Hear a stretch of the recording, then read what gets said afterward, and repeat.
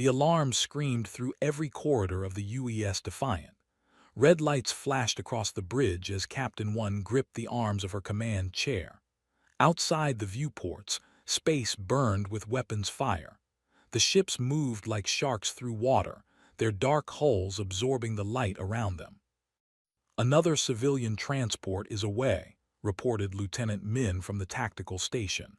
His voice stayed calm, but sweat ran down his face. "That's the last one from the southern continent." One nodded. Her ship shook as another blast hit the shields. The Defiant was old, built 30 years ago when humanity first reached for the stars. Now it faced an enemy that had conquered dozens of worlds across the galaxy. "How many transports are still on the ground?" one asked. 15, said Min. "They're loading refugees as fast as they can." One looked at the tactical display. 6 warships surrounded New Terra. Each one was 3 times the size of her cruiser. Behind them, the massive flagship called Dominion's Wrath waited like a predator watching its prey. "We need more time," one said. She turned to her chief engineer. "Can we boost the shields?" Looked up from her station. Her hands moved quickly across the controls. "I can give you 10% more power, but it will only last 20 minutes before the generators burn out." "Do it," one ordered. 20 minutes might save 1,000 lives. The Defiant had been holding position between the fleet and New Terra for 6 hours. 6 long hours of dodging plasma bolts and missile strikes. 6 hours of watching other human ships explode into clouds of fire and metal. Commander Al led the attack himself.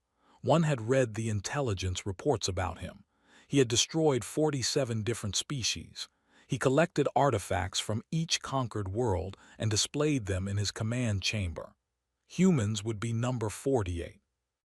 "Captain, 3 more destroyers are breaking formation," Min warned.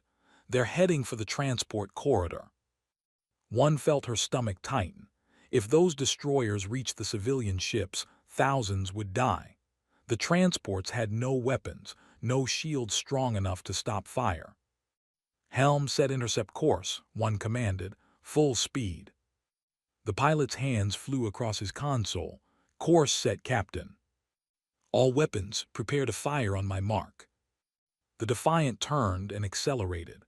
The ship groaned under the strain. Systems that were already damaged protested as pushed them beyond their limits. The 3 destroyers grew larger in the viewports. They were sleek vessels, built for speed and killing. Their weapons charged with purple light. "They're targeting us," Min said. "Missile lock detected." "Hold course," one said quietly. The bridge crew stayed silent. They all knew what was coming. This wasn't a battle they could win. This was a sacrifice to buy time. "Captain's voice came through the comm. "If we take many more hits, we'll lose main power." "I know," one replied. She watched the distance close between her ship and the enemy. "Min, transfer all remaining power to forward weapons." "That will drop our rear shields to 0, Min warned. "Do it anyway." Min's fingers moved across his station. Power transferred, forward weapons at maximum. The missiles launched, dozens of them, leaving trails of light across the darkness. The Defiant's point defense guns opened fire, destroying some missiles before they hit, but not all of them. The ship bucked and twisted as explosions tore through the hull. One heard metal screaming.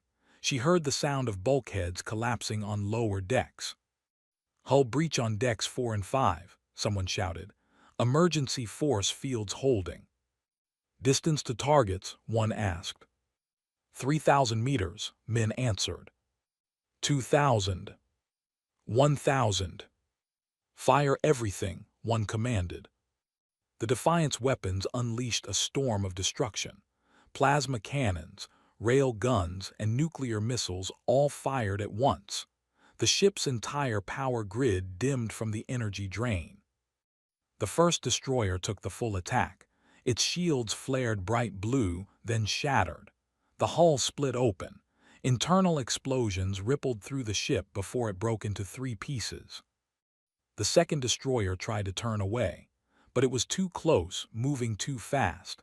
The Defiant's rail gun rounds punched through its engines.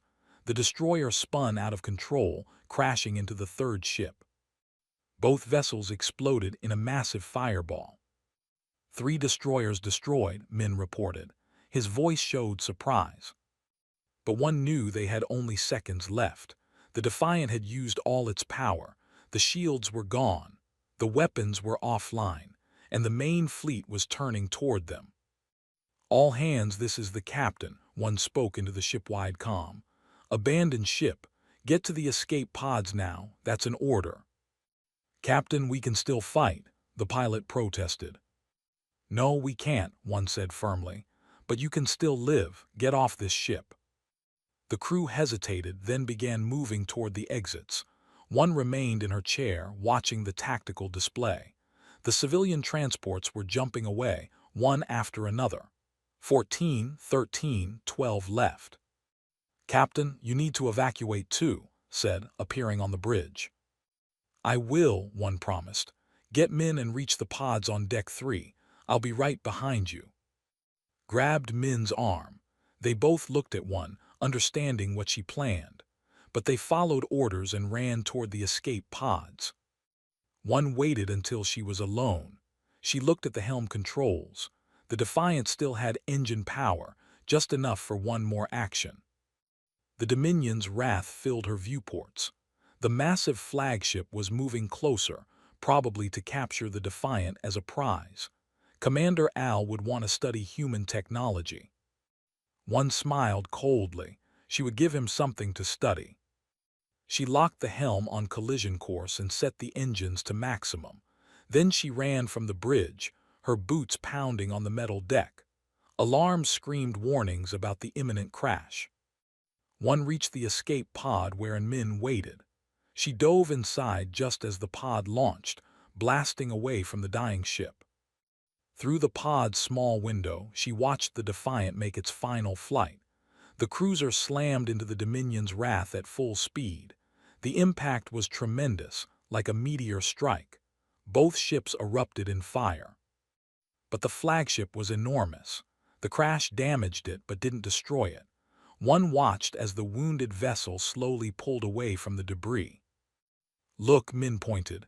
"The last transport jumped. They all made it." One felt relief wash through her. Then something hit their escape pod hard. Alarms blared inside the small space. "We're caught in a tractor beam," shouted over the noise. "They're pulling us in." One looked out and saw a cruiser approaching. She had saved the civilians, but now she and her crew would pay the price. The pod systems went dark as the ship swallowed them whole. Everything went black. One woke to pain. Her head throbbed. Her ribs ached with every breath. She tried to move her hands and found them locked in metal restraints above her head. Cold air touched her skin. The cell was dark except for a dim purple light in the ceiling. She hung there for what felt like hours. Maybe it was hours. She had no way to tell time. They had taken her uniform, leaving her in a thin gray prison suit. Her feet barely touched the floor. Finally, a door opened. Light flooded the cell, making one squint. 2 guards entered. They were tall, maybe 7 feet high, with gray skin that looked like stone. 4 eyes sat in their wide faces. Their mouths had too many teeth. The guards released her restraints. One's legs couldn't hold her weight. She collapsed to the floor. One guard grabbed her arm and dragged her out of the cell. Her legs scraped across the metal floor as they pulled her down a long corridor. They entered a large room. It was warmer here.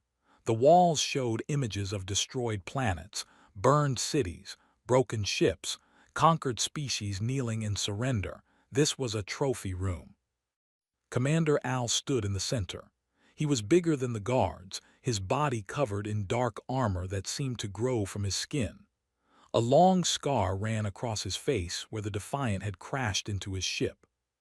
"Captain 1," he said. His voice was deep and rough, translated by a device on his chest. "Your attack damaged my ship, killed 73 of my crew. That was brave and foolish." The guards forced one into a chair. Metal bands snapped around her wrists and ankles. "I have questions," Al continued. "You will answer them." "Name, rank, serial number," one said. Her voice came out as a whisper. "That's all you get." Al walked closer. He leaned down until his 4 eyes were level with hers. "We have interrogated 600 species. We know how to make anyone talk. Some break in hours, some take days, but they all break eventually." "Then start breaking," one said. The first session lasted 4 hours. They didn't use physical torture. They had something worse. They had a device that stimulated pain centers in the brain directly. It felt like burning alive without any fire, like drowning without any water. One screamed. She couldn't help it, but she didn't answer their questions.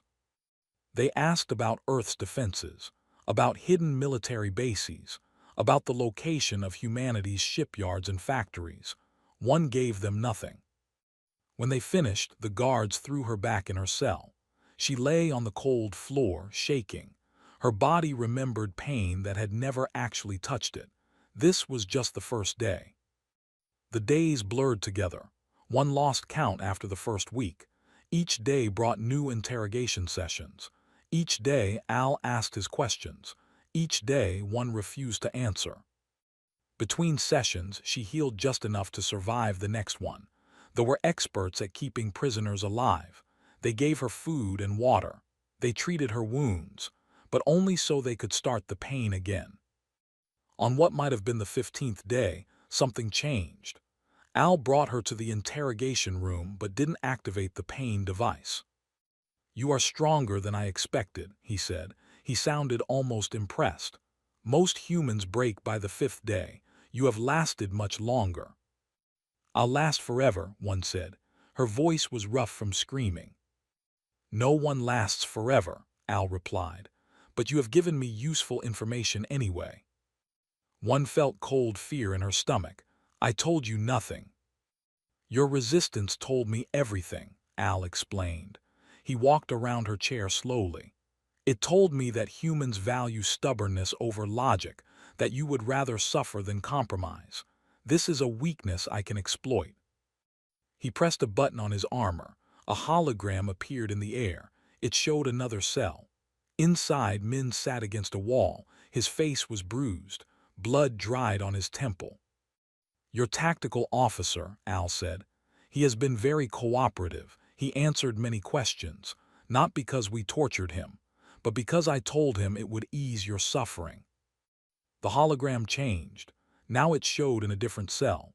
She paced back and forth, her hands clenched into fists. "Your engineer. She tried to damage her cell's power systems.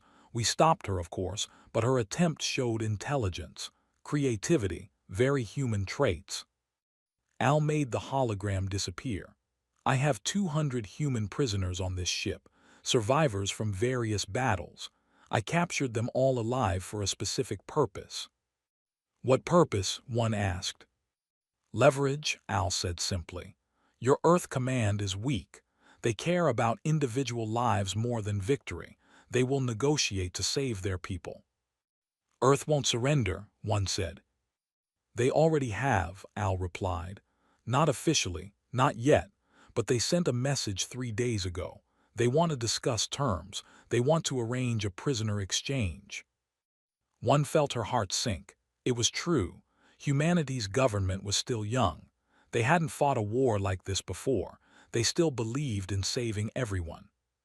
"The formal ceremony will happen in 2 weeks," Al continued. "Earth's representatives will come to this ship.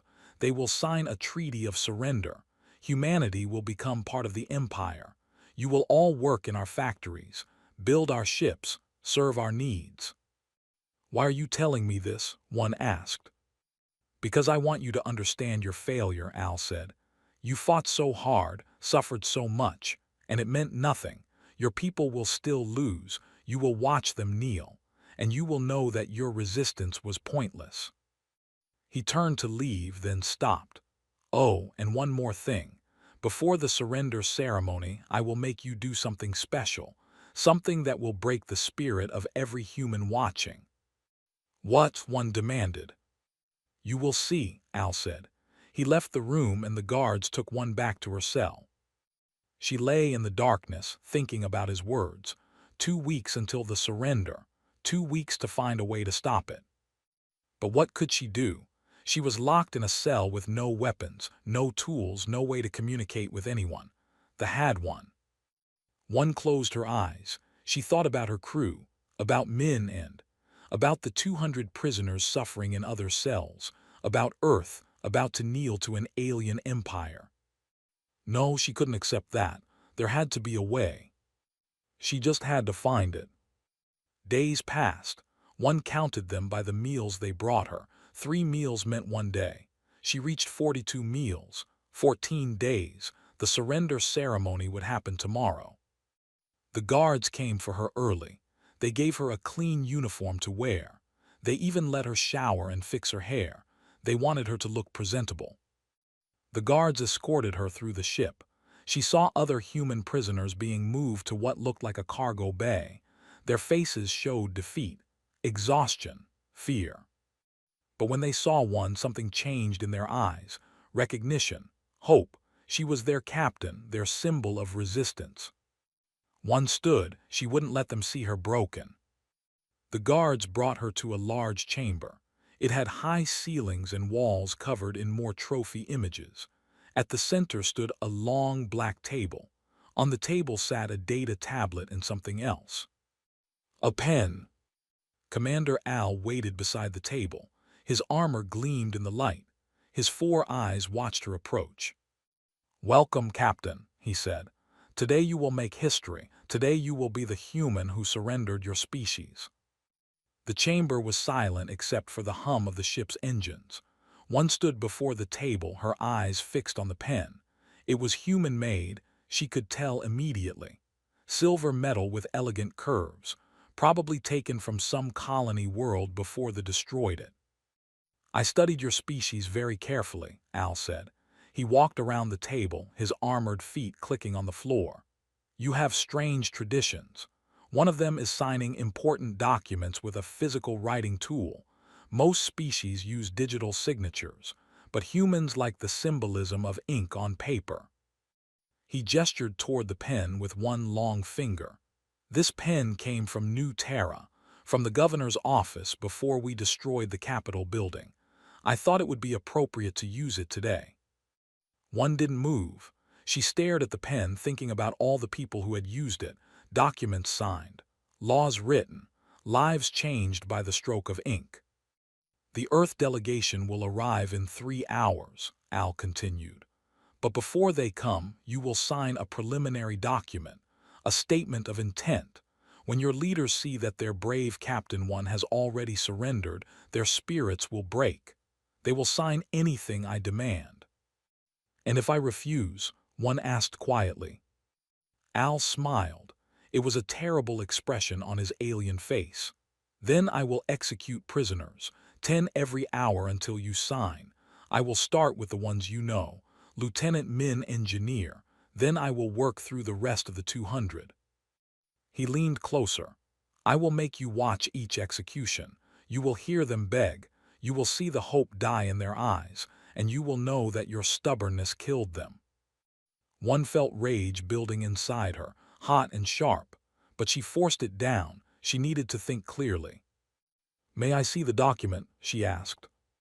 Al seemed surprised by her calm tone. He activated the data tablet. Words appeared on the screen in both English and script. One read it slowly. It was a surrender statement, simple and direct. By signing it, she would acknowledge Earth's defeat. She would recommend that all human forces stop fighting. She would declare the Empire as humanity's rightful rulers. "This document means nothing," one said. "I have no authority to surrender Earth." "But you have symbolic authority," Al replied. "You are the captain who destroyed 3 of my ships, who damaged my flagship, who saved those civilian transports. Humans across the galaxy know your name. If you surrender, they will lose hope." One looked up at him. "You're afraid." Al's 4 eyes narrowed. "I fear nothing." "Yes, you do," one said. "You're afraid that humans won't stay beaten, That's why you need this ceremony, this theater. You want to crush our spirits because you know we'll keep fighting otherwise. Your fighting is meaningless, Al said coldly. I have conquered 47 species. Some fought for years before they accepted defeat, but they all knelt eventually. Humans are no different. We are different, one said. You just don't understand how yet. Al's hand moved to a device on his belt. Enough talk. Sign the document now, or I give the order to execute your crew. One looked at the pen again.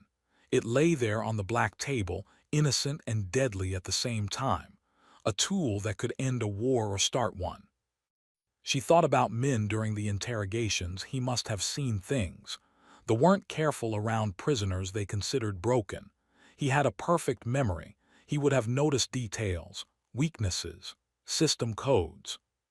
She thought about trying to sabotage her cell, still fighting even when it seemed hopeless.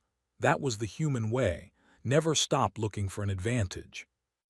And she thought about herself, about the pen in her hand, about how humans had used pointed objects as weapons for thousands of years. All right, one said, I'll sign.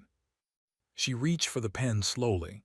Her fingers touched the cool metal. She picked it up, feeling its weight. It was heavier than it looked, quality construction. Al made a sound that might have been satisfaction. A wise choice, Captain. Perhaps you have learned something after all. One held the pen over the data tablet. She looked at the signature line.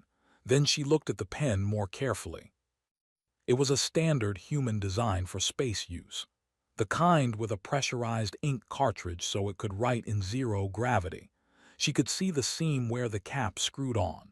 She could feel the slight give in the barrel where the cartridge sat. Any last words before you surrender your species? Al asked. He sounded amused. Just one thing, one said. She unscrewed the pen's cap. You studied humans, but you didn't study us well enough. She snapped the ink cartridge with her thumb. Pressurized ink exploded outward in a spray, but one had already moved. She'd spent 2 weeks learning to ignore pain, 2 weeks building pain tolerance, 2 weeks preparing for any opportunity. This was her opportunity. She lunged forward with the broken pen. The metal barrel was sharp now, jagged where the cartridge had broken. She aimed for the soft tissue under Al's primary eye, the spot that had identified weeks ago during their intelligence gathering, the weak point in anatomy. The pen's sharp point drove through the soft tissue and into the nerve cluster beneath. One twisted it, pushing deeper, using all her strength. Al screamed. The sound was horrible, like metal tearing. He tried to pull away, but one held on. She pushed the pen deeper, feeling it pierce through tissue. The commander's legs gave out. He crashed to the floor, his body shaking. The nerve cluster she'd hit controlled his motor functions. Without it, his body couldn't respond to his commands. One pulled the pen out. Blood covered her hand, dark purple blood. She looked down at Al. His 4 eyes stared up at her in shock and rage. You forgot something, one said. Before we used pens for writing, we used pointed sticks for hunting. We've been killing with sharp objects for 10,000 years. It's in our nature. Al tried to speak. His mouth moved, but only clicking sounds came out. His communication device had stopped working when the nerve cluster failed. One moved quickly. She pulled the neural link crown from Al's head. It was the device he used to command the ship systems. She placed it on her own head. Pain shot through her skull immediately. The device was designed for brains. It didn't fit human neural patterns. Warning messages flashed across her vision in alien script. But one forced herself to concentrate. She thought about Min's perfect memory, about all the codes and system details he must have seen, about how he would have memorized them, waiting for a chance to use them. She pushed her thoughts into the neural link. She searched for emergency override protocols, the kind that existed in every military ship for crisis situations. The device fought her. It tried to reject her human brain patterns, but one had survived 2 weeks of torture. This pain was nothing compared to that. She found what she was looking for, a command that would release all cell locks simultaneously, a crisis protocol meant for evacuation scenarios. One activated it. Throughout the ship, cell doors opened. Alarms began to sound. 200 human prisoners suddenly found themselves free. Al lay on the floor, unable to move. His eyes showed fury and something else. Fear, real fear. Because for the first time in his long career of conquest, he had lost control. One looked down at him. She still held the bloody pen in her hand. "You wanted to break our spirits," she said. "But we don't break, we bend, we adapt. We find weapons in everything, even in the tools you give us to sign our surrender." She turned toward the door. She could hear sounds of fighting in the corridors now, shouts in human voices, the heavy thud of bodies hitting walls. 200 prisoners with no weapons were fighting 3-to-1 odds against armed guards. But they were winning. Because humans didn't need weapons to be dangerous. They just needed a reason to fight. And one had just given them the best reason of all. Hope. One ran from the command chamber with the neural link still on her head. Every step sent pain shooting through her skull, but she forced herself to move. The corridor outside was chaos. 2 human prisoners fought 3 guards near the door. The prisoners had no weapons, but they fought with desperate fury. One man grabbed a guard's arm and twisted it backward until something snapped. Another prisoner kicked a guard's knee joint, the weak point in their leg armor. The third guard raised his plasma rifle toward one. Before he could fire, someone tackled him from behind. It was Min. His face was bruised and bloody, but his eyes burned with determination. "Captain," Min shouted. He wrestled the rifle from the guard's hands and threw it to one. She caught it awkwardly. Her head pounded from the neural link. Images flashed across her vision. Ship schematics, troop positions, warning alerts, too much information at once. "How many guards on the ship?" one asked. Min's fist connected with the guard's face. The went down hard. "I counted about 600 during my interrogations," he said. "They kept us in the lower sections. Most guards are concentrated there." More prisoners appeared in the corridor. They moved in groups, supporting each other. Some had injuries. Others looked weak from weeks of captivity, but they all had the same expression, anger mixed with hope. "Listen to me," one shouted. Her voice echoed through the corridor. "We don't have much time. They will regroup and come at us with everything. We need to organize now." A woman pushed through the crowd. Her prison suit was torn and she had a nasty cut above her eye, but she was alive. "Engineering section is 3 decks down," said quickly. "If we can get there, I can sabotage the main systems, make this ship dead in space." "No," one said. "We're not running, we're taking this ship." Everyone stared at her. Taking a capital ship with no weapons and no training seemed impossible. But one had seen the impossible before. "Min," she said, "during your interrogation you saw things, codes, procedures. Tell me you remember them." Min nodded. "Everything. They thought I was broken, so they stopped being careful.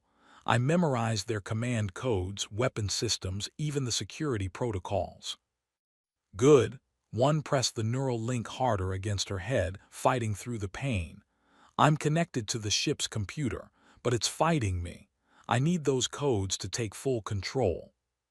Min closed his eyes. His perfect memory worked like a computer itself. Primary command code is 973 Omega 4. Security override is Delta 6 Conquest 99. One pushed the codes into the neural link. The device resisted less. She felt systems opening to her commands, power controls, internal sensors, communication arrays. "I'm in," she said. "I can see the whole ship now." The neural link showed her everything. 600 guards spread throughout the vessel. Most were in the lower decks where the cells had been. They were confused by the sudden prisoner release. Some were already dead, killed by prisoners who had nothing left to lose. "There are troops moving toward this position," one warned. 200 of them. They'll be here in 3 minutes. We need weapons, someone said. The armory is on deck 5, Min said. But it's locked down, heavy blast doors. One accessed the door controls through the neural link. Not anymore. She sent the unlock command. Take 50 people to the armory. Arm everyone you can. Min, you're in command of the combat teams. Use the tight corridors to our advantage. They are too big to fight well in close quarters. What about you? Asked. I'm going to the bridge, one said. I need access to the main communication array. The bridge will be heavily guarded, Min warned. I know, one checked the plasma rifle. That's why I'm taking this. She didn't wait for arguments. She ran toward the nearest lift, using the neural link to guide her. The ship's layout appeared in her mind like a map. She could see every corridor, every deck, every system. The lift took her up 3 levels. When the doors opened, 4 guards waited outside. They raised their weapons. One fired first. The plasma rifle kicked in her hands. The first shot took down 1 guard. The second shot missed. The third hit another guard in the chest. The remaining 2 guards rushed her. They were fast, but one had spent 2 weeks learning to handle pain and fear. She dropped to the floor and rolled. A guard's foot stomped down where her head had been. One came up shooting. The rifle's blast caught the guard in the side. He fell, armor smoking. The last guard grabbed for her, but she dodged. His hand hit the lift wall instead. One pressed the rifle against his back and fired. She kept moving. The bridge was close now. Through the neural link, she could see that 15 guards protected it, too many to fight alone. But she didn't have to fight them alone. One accessed the ship's internal systems. Life support, artificial gravity. She found the controls for the bridge deck. With a thought, she dropped the gravity to 0. The guards on the bridge suddenly floated weightless. They grabbed for handholds, confused. They were used to fighting in gravity. This was something new. One reached the bridge door. She used the override codes Min had given her. The blast door opened slowly. Inside, the guards floated in chaos. Some had drawn weapons, but couldn't aim properly without gravity. One pulled herself through the door using magnetic boots she'd taken from a fallen guard. She fired methodically. 1 shot, 1 target. The guards couldn't fight back effectively. Some tried to shoot, but their aim was wild in 0 gravity. Within 30 seconds, it was over. One sealed the bridge door behind her. She moved to the commander's station and sat in Al's chair. The neural link connected more fully now. She could feel the ship around her like an extension of her own body. She accessed the communication array. This was the most powerful transmitter on the ship. It could reach across entire star systems. All ships, this is Captain 1 of Earth, she broadcast on all frequencies. Your commander is down. Your flagship is under human control. Stand down now, or we will detonate the antimatter core and take your 3 nearest capital ships with us. It was a bluff.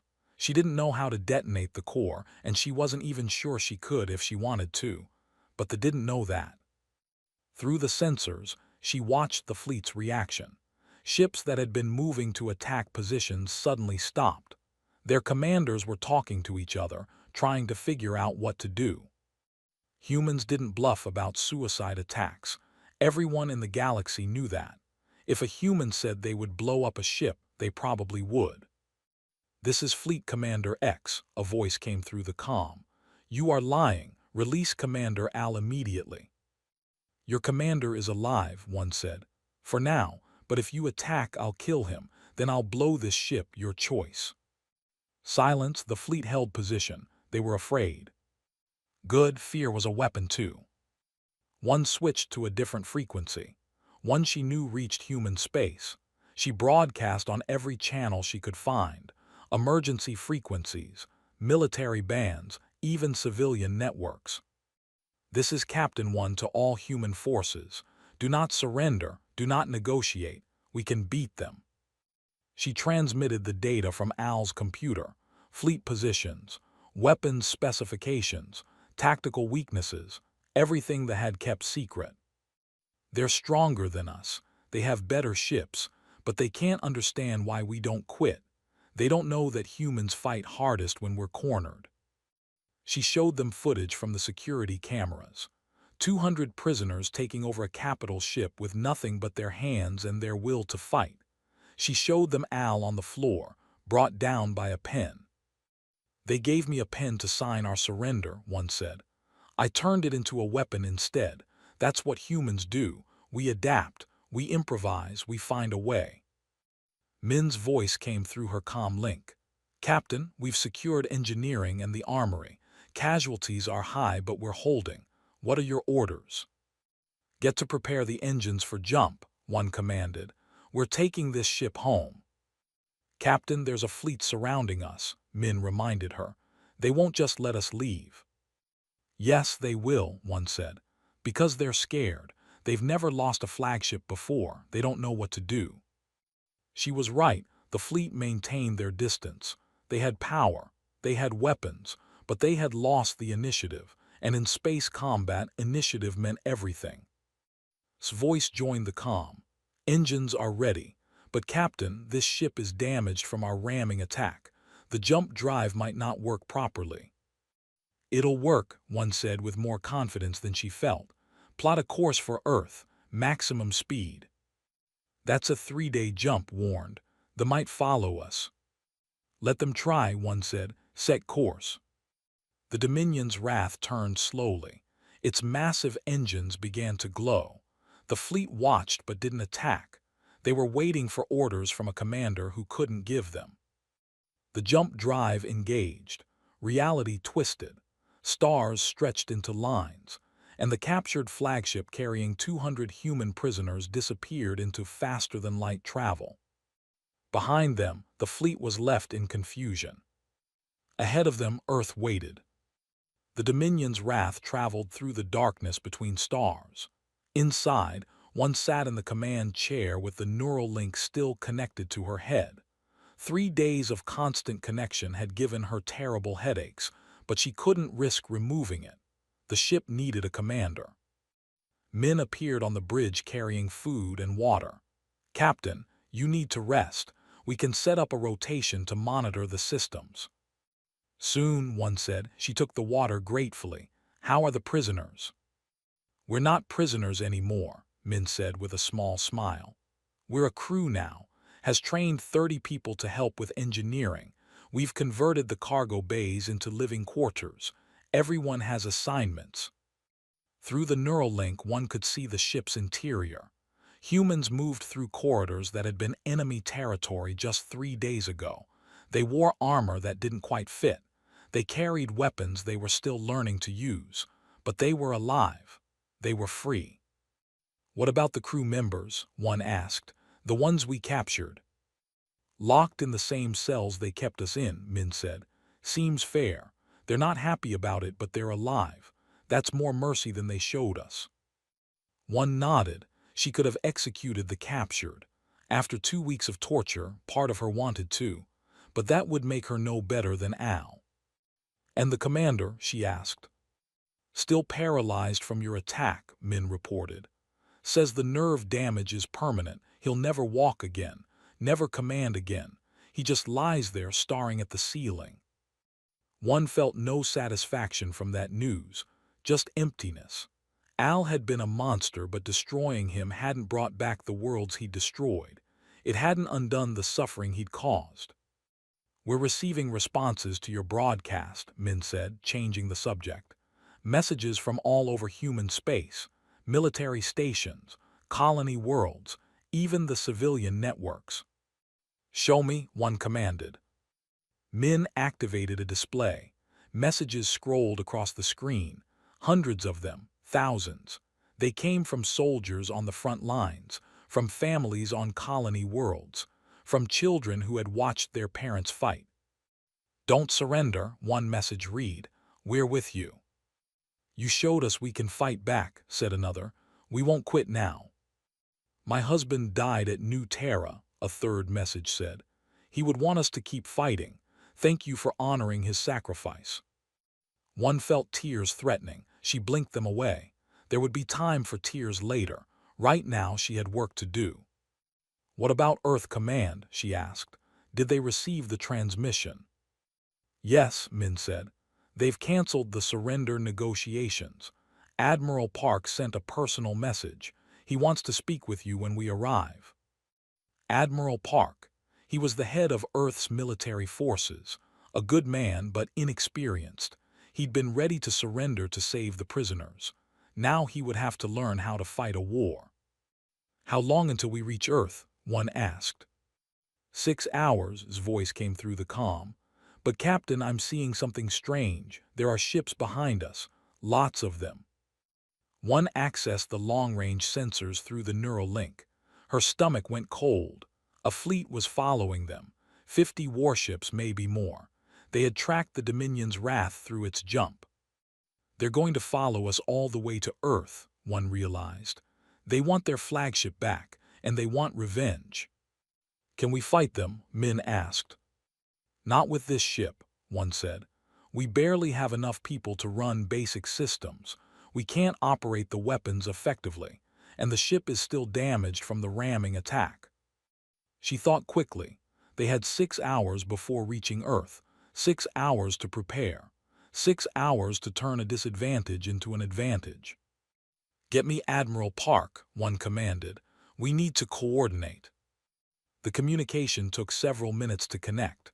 When Admiral Park's face appeared on the screen, he looked tired, worried, but also determined. Captain 1, he said, your message changed everything. Colonies that were preparing to surrender are now fortifying defenses. Fleet units that had retreated are regrouping. You gave us hope when we had none left. We're bringing you more than hope, one said. We're bringing you technology, their flagship, their tactical data, everything you need to fight back. But you're also bringing a fleet, Admiral Park said. Our sensors detected them, 50 ships, maybe more following behind. They'll reach Earth's orbit right after you do. I know, one said. That's why I need you to trust me. I have a plan. She explained it quickly. Admiral Park listened, his expression growing more worried. When she finished, he was silent for a long moment. That's extremely risky, he finally said. If it fails, Earth will be defenseless. If we do nothing, Earth will surrender, one replied. This is our chance, our only chance. Admiral Park looked at something off-screen. His jaw tightened. Then he nodded. All right, Captain, we'll follow your plan. But if this goes wrong, I'm holding you personally responsible. I wouldn't have it any other way, one said. The 6 hours passed quickly. One used the time to prepare. She had made specific modifications to the ship's power systems. She had min-positioned the human crew in key locations. She sent detailed instructions to Admiral Park. Everything had to work perfectly. One mistake would doom them all. When the Dominion's wrath dropped out of faster-than-light travel, Earth filled the viewports. Blue and green and beautiful. Home. Seconds later, 50 warships appeared behind them, their weapons charged, their formation spread wide, preparing to attack. Captain, they're hailing us, Min reported. The fleet commander wants to negotiate. Open the channel, one said. Commander X appeared on the screen. He was older than Al, with scars covering his face. Human Captain, you have stolen our flagship, injured our commander. You will return the ship immediately and surrender yourself for execution. No, one said simply. X's eyes narrowed. Then we will destroy we will burn every city. We will kill everyone you love. This is your last chance. You won't do that, one said calmly, because you need Earth intact. You don't want ruins. You want factories, workers, resources. That's why you were accepting the surrender instead of just destroying us. X didn't reply. He knew she was right. But I'll make you a deal, one continued. You want your flagship, you can have it. She sent a command through the neural link. The Dominion's Wrath's engines shut down. The ship went dark, dead in space, floating between Earth and the fleet. "What are you doing?" X demanded. "Giving you what you want," one said. "Come get your ship." She cut the transmission. Through the sensors, she watched the fleet advance. They moved cautiously, suspecting a trap, but they couldn't resist.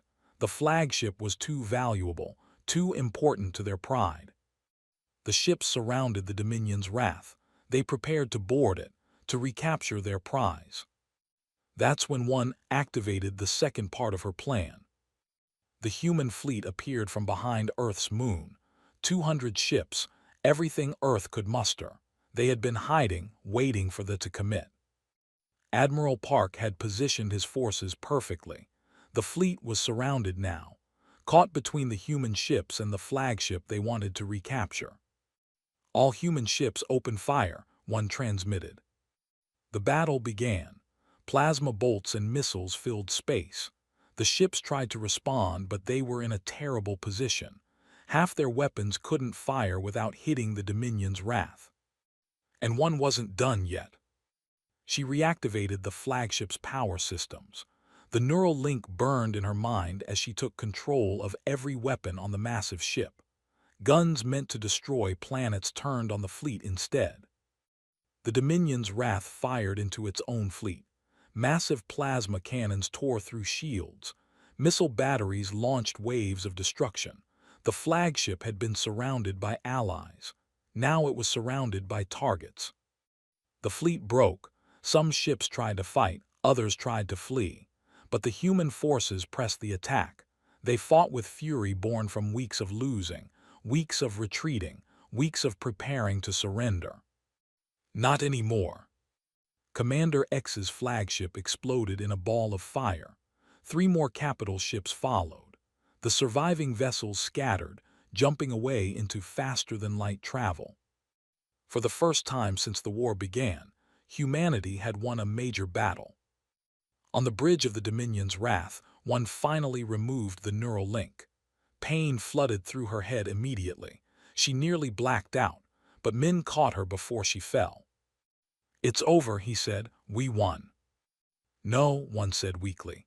"This was just one battle. The war will continue, but now Earth knows it can fight. Now everyone knows." The human fleet surrounded the captured flagship.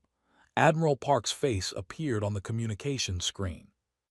"Captain 1," he said, "Earth Command requests permission to come aboard. We have engineers who need to study this ship, medical teams for the wounded, and a lot of questions." "Permission granted," one said. "But Admiral, there's one more thing I need to do first." She made her way down to the lower decks, to the cell where they'd kept Commander Al. He lay on the floor, his body still paralyzed. His 4 eyes tracked her movement as she entered. One knelt beside him. She placed something on the floor where he could see it. The pen, cleaned of blood but still from where it had broken.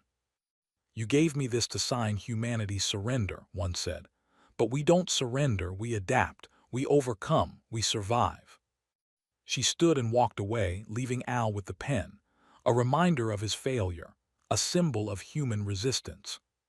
3 years later, the war finally ended. The Empire agreed to peace terms after losing battle after battle.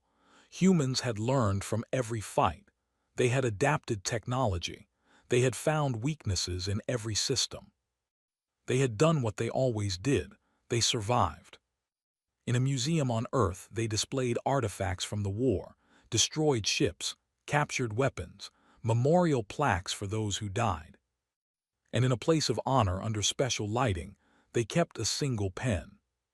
The plaque beside it read, "The instrument that changed a war, used by Captain 1 to show that humans will never surrender. We will always find a way to fight back." One never visited the museum. She was too busy commanding the UES Indomitable, humanity's first carrier built with captured technology. She was pushing the former empire's borders back, one system at a time. Because that's what humans did. They didn't just survive, they thrived, they pushed forward, they wrote their own future. And they never needed anyone's permission to do it. Not even when offered a pen to sign their surrender.